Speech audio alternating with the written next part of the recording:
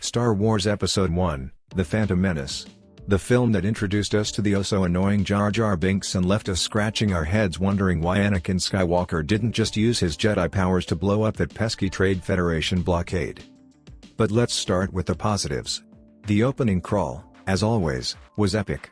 John Williams' score was as fantastic as ever, and the special effects were absolutely groundbreaking for the time. The pod racing scene was thrilling, and the lightsaber battles were on point. And who can forget that iconic duel between Darth Maul and Qui-Gon Jinn? That was some serious saber action. But now on to the negatives. First of all, let's talk about Jar Jar Binks. Oh, Jar Jar. Where do we even begin? From his weird language to his constant tripping and falling, Jar Jar was definitely an acquired taste. Some people loved him, but most people just found him to be incredibly annoying. And let's not forget his role in inadvertently leading the Gungans to victory against the Trade Federation. I mean, seriously, how did he manage to do that? Then there's the issue of Anakin Skywalker. Sure, he was cute and all, but did anyone really buy that he was the chosen one? The one who would bring balance to the Force? He was just a kid. And while we're on the subject of Anakin, can we talk about that whole midi-chlorian nonsense? What even were midi-chlorians? And why did we need to know how many of them Anakin had in his bloodstream? It was all just a bit confusing. And let's not forget about the Trade Federation. They were supposed to be this big, menacing threat, but they just came across as a bunch of bumbling idiots. Their decision to blockade Naboo was just plain ridiculous, and their droid army was no match for the Jedi. It's hard to take a villain seriously when they're constantly being outsmarted by a group of Jedi Knights. All in all, Star Wars Episode 1, The Phantom Menace had its moments of greatness, but it also had its fair share of flaws. It was a film that left us wanting more, but not necessarily in a good way. And while it may not have been the best of the Star Wars movies, it did introduce us to some memorable characters and moments that we will always cherish. And who knows? Maybe one day, we'll finally figure out what the deal was with those midi-chlorians. Star Wars Episode 2, Attack of the Clones. The film that gave us the cringe-worthy romance between Anakin Skywalker and Padme Amidala, and made us wonder how in the galaxy anyone could fall for a guy who talks about sand like it's some sort of romantic metaphor. But let's start with the positives. The opening chase scene on Coruscant was a thrilling start to the movie, and the introduction of Count Dooku was a welcome addition to the villain roster. The action scenes, particularly the final battle on Geonosis, were exciting and well choreographed, and we finally got to see a full-scale Jedi vs. droid battle. However, the negatives in this film seem to outweigh the positives. The aforementioned romance between Anakin and Padme was painfully awkward, with dialogue that was cringe-worthy at best and downright creepy at worst.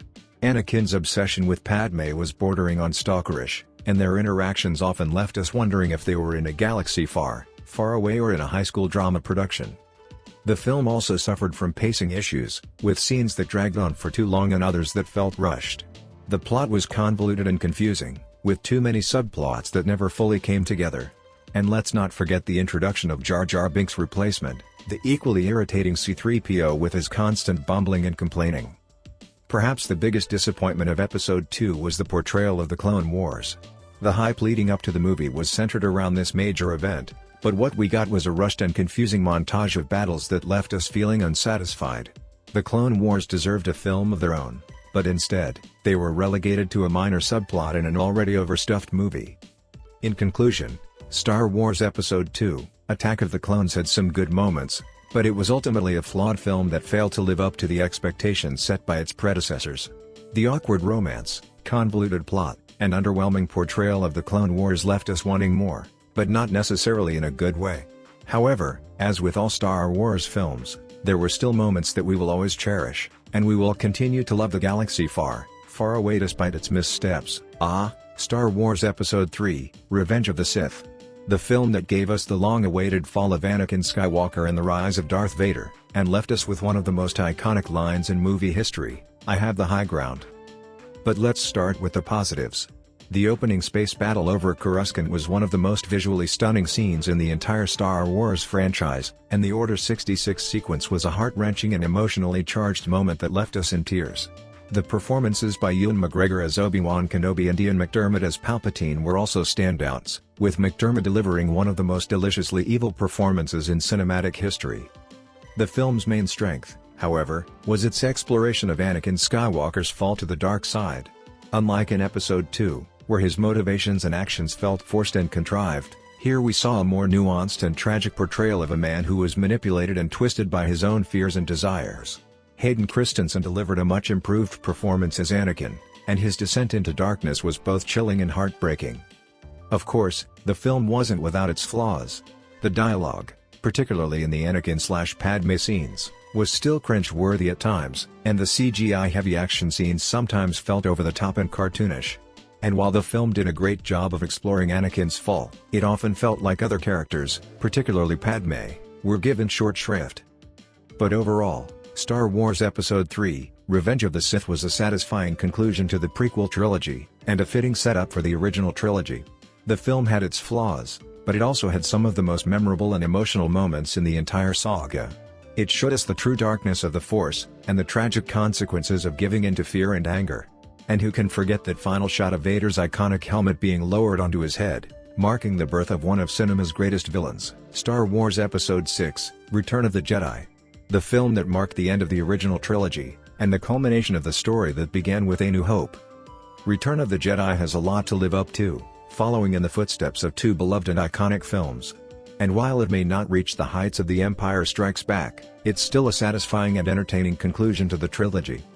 The film starts with a thrilling rescue mission to save Han Solo from Jabba the Hutt, which gives us some of the franchise's most memorable moments, from Leia's iconic bikini to the reintroduction of Boba Fett.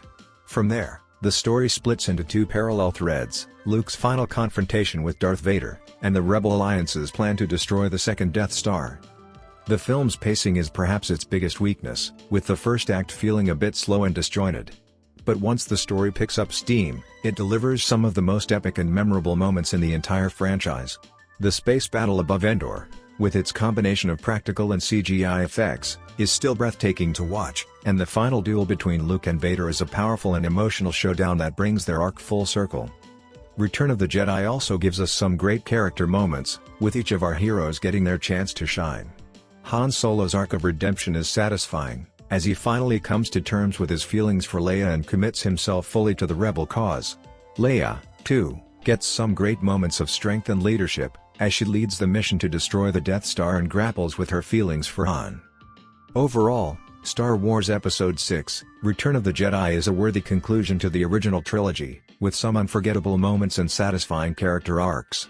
It may not be as groundbreaking or daring as The Empire Strikes Back, but it still captures the spirit and magic of the franchise and leaves us with a sense of closure and satisfaction. Star Wars Episode 5, The Empire Strikes Back. Some consider it to be the best film in the entire franchise, and it's not hard to see why. The film takes everything that made A New Hope great and cranks it up to 11. The world building is even more impressive, with new planets like Hoth and Dagobah adding to the already vast and diverse galaxy. The practical effects and set design continue to impress, and John Williams' score is just as memorable and iconic as ever. But what truly sets The Empire Strikes Back apart is its darker and more complex storytelling. The film takes risks and subverts expectations in ways that were unheard of in blockbusters at the time.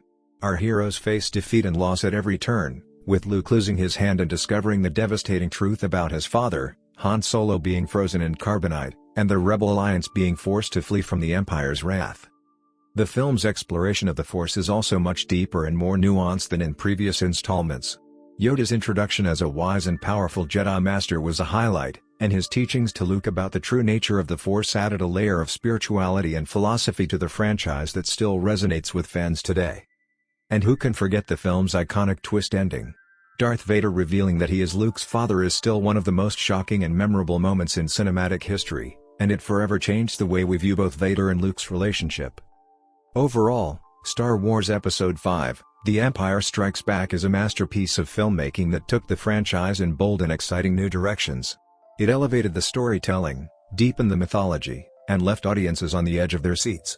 It's a film that stands the test of time and continues to inspire and captivate viewers to this day. Star Wars Episode 4, A New Hope. The film that started it all, and introduced us to a galaxy far, far away. Where do we even begin with this one? A New Hope is a masterpiece of storytelling, a classic hero's journey that has inspired generations of filmmakers and moviegoers alike. The world building is impeccable, with every planet, species, and character feeling unique and fully realized. The practical effects and set design still hold up today, and the score by John Williams is one of the most iconic and recognizable in cinematic history. But what truly makes A New Hope special is its characters. Luke Skywalker, Han Solo, Princess Leia, Obi-Wan Kenobi, Darth Vader, these are some of the most beloved and memorable characters in all of fiction. The chemistry between the actors is electric, with Harrison Ford's Han Solo stealing every scene he's in and Carrie Fisher's Princess Leia proving to be one of the most badass and iconic female characters in cinema. And who can forget the dynamic between Luke and Obi-Wan, with Alec Guinness delivering one of the most iconic lines in the entire franchise, "Use the Force, Luke." The film's pacing is pitch perfect, with a brisk and exciting first act that quickly sets up the conflict and introduces us to our heroes. The second act is a thrilling adventure as our heroes journey to rescue Princess Leia, and the final act is an epic space battle that still gives us chills to this day. And of course, the film's climactic reveal, that Darth Vader is Luke's father, is one of the most iconic and shocking twists in cinema history. Overall, Star Wars Episode IV, A New Hope is a timeless classic that will continue to be beloved for generations to come. It introduced us to a galaxy of unforgettable characters and told a story of hope, adventure, and the power of the Force. It's a film that captures the magic of cinema and reminds us of the joy and wonder that movies can bring. May the Force be with it, always. 7. The Force Awakens. The first film in the sequel trilogy, and the return of the franchise to the big screen after a decade-long hiatus. The Force Awakens faced a daunting task. Not only did it have to introduce a new cast of characters and continue the story from the original trilogy, but it also had to win back fans who were disappointed by the prequel trilogy. And for the most part, it succeeded. The film is a loving tribute to the original trilogy, with many nods and references to the films that came before. But it also manages to stand on its own, thanks to a talented new cast and some fresh ideas and twists. The Force Awakens introduces us to new characters like Rey, Finn, and Poe Dameron, who quickly became fan favorites. Rey, in particular, is a standout, a strong, independent, and resourceful protagonist who subverts expectations and challenges the traditional gender roles of the franchise. Finn, too, is an interesting character, a former stormtrooper who defects from the First Order and struggles to find his place in the Resistance. The film's story is perhaps its weakest point, with many similarities to A New Hope. The plot revolves around a map that leads to the location of Luke Skywalker, who has gone into hiding after the events of Return of the Jedi. The First Order, a new iteration of the Empire, is searching for the map, while the Resistance, led by General Leia Organa, is trying to find it first. Despite the familiar beats, The Force Awakens manages to keep things fresh with some surprising twists and revelations. Kylo Ren, the new film's villain, is a complex and compelling character with a fascinating backstory and motivations. And the film's final scene, where Rey meets Luke Skywalker and offers him his old lightsaber, is a powerful and emotional moment that sets the stage for the sequels to come. Overall, Star Wars Episode VII, The Force Awakens is a strong start to the sequel trilogy, with a talented new cast and some fresh ideas that breathe new life into the franchise. While the story may be a bit too familiar at times, the film's heart and sense of adventure make it a satisfying return to a galaxy far Wars away. Episode VIII, The Last Jedi. The second film in the sequel trilogy, and perhaps the most controversial entry in the entire franchise. The Last Jedi is a bold and ambitious film that takes risks and challenges our expectations of what a Star Wars film should be. It's a film that's both thrilling and emotional, with some of the franchise's most visually stunning sequences and powerful character moments. The film picks up where The Force Awakens left off, with Rey seeking out Luke Skywalker to train her in the ways of the Force. But Luke is a broken and disillusioned man, haunted by his failure to prevent the rise of Kylo Ren and the fall of his nephew, Ben Solo. The Last Jedi is a film that subverts expectations at every turn. It's a film that challenges our ideas of heroism, legacy, and redemption. And while not every choice the film makes is successful, its willingness to take risks and push the boundaries of the franchise is admirable. The Last Jedi is a visually stunning film, with some of the franchise's most striking and memorable sequences. The showdown on the salt planet of Crate, with its red dust and crystal-clear skies, is a feast for the eyes. And the scenes between Rey and Kylo Ren, where they communicate telepathically and explore their complex relationship, are some of the most emotionally resonant moments in the entire franchise. But perhaps the most controversial aspect of The Last Jedi is its treatment of Luke Skywalker.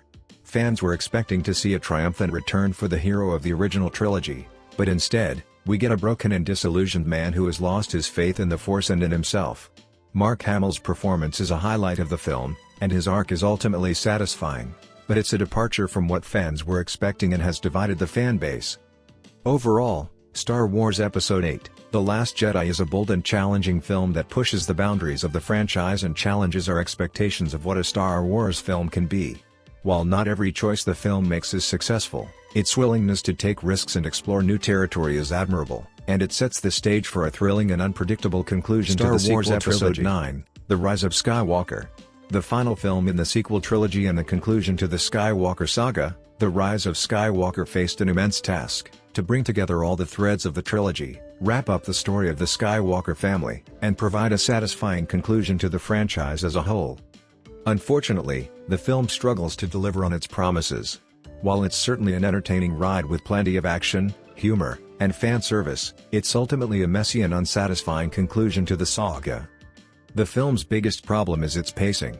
The Rise of Skywalker tries to cram too much into its runtime, with a convoluted plot that jumps from location to location and character to character without allowing the audience to catch their breath. The film feels rushed and frenetic, with little time to develop the characters or explore the themes and ideas introduced in the previous films. The Rise of Skywalker also suffers from a lack of coherence in its storytelling. The film tries to undo some of the choices made in The Last Jedi, such as the revelation of Rey's parentage, but it does so in a way that feels rushed and arbitrary. The film also introduces a new villain, Emperor Palpatine, who is brought back from the dead in a twist that feels forced and contrived. The film's biggest strength is its cast, who do their best with the material they're given. Daisy Ridley, John Boyega, and Oscar Isaac are all charming and likable in their roles, and their chemistry is a highlight of the film. Adam Driver is once again a standout as Kylo Ren, giving a nuanced and emotional performance that elevates the material. Despite its flaws, The Rise of Skywalker does have some standout moments. The climactic battle between Rey and Kylo Ren on the wreckage of the second Death Star is a thrilling and visually stunning sequence, and the film's final scene, where Rey adopts the Skywalker name and stares off into the sunset, is a poignant and emotional moment that provides a satisfying conclusion to the saga. Overall, Star Wars Episode IX: The Rise of Skywalker is a flawed and messy conclusion to the Skywalker saga. While it has its moments of excitement and emotion, its rushed pacing, incoherent storytelling, and forced fan service make it a disappointing end to a beloved franchise. Let's be real here, the Skywalker saga is a hot mess. It's like the writers took a bunch of sci-fi cliches, mixed them up in a blender, and poured out the resulting plot onto the pages. The whole thing is full of cheesy dialogue, contrived plot twists, and a seriously confusing timeline. Sure, the original trilogy had some classic moments and iconic characters, but even that had its flaws. I mean, let's not forget the Ewoks. Who thought it was a good idea to have teddy bears fighting alongside the rebels in a battle against the Empire? And don't even get me started on the prequels. Anakin Skywalker's whiny "I hate sand" speech is just the tip of the cringe iceberg. Plus, Jar Jar Binks is a universally hated character for a reason. And what was up with that midichlorian nonsense? It's like George Lucas was trying to single-handedly ruin the mystique of the Force. The sequels were no better. The new characters were underdeveloped, the plot was all over the place, and don't even get me started on the whole Palpatine thing. Bringing him back just felt lazy and uninspired. In short, the Skywalker saga is a mess. It's like a soap opera in space, complete with cheesy dialogue, over-the-top drama, and a convoluted plot. The only reason people still watch it is for the nostalgia factor and the cool lightsaber battles. But let's face it, the whole thing is a train wreck. Thank you for watching my film review video. I hope you found my thoughts and opinions helpful in deciding whether or not to watch the movie I discussed. If you enjoyed this video, please consider giving it a thumbs up and subscribing to my channel for more film-related content. And if you've already seen the movie, I'd love to hear your own thoughts and reactions in the comments below. Thanks again for watching, and I'll see you in the next video.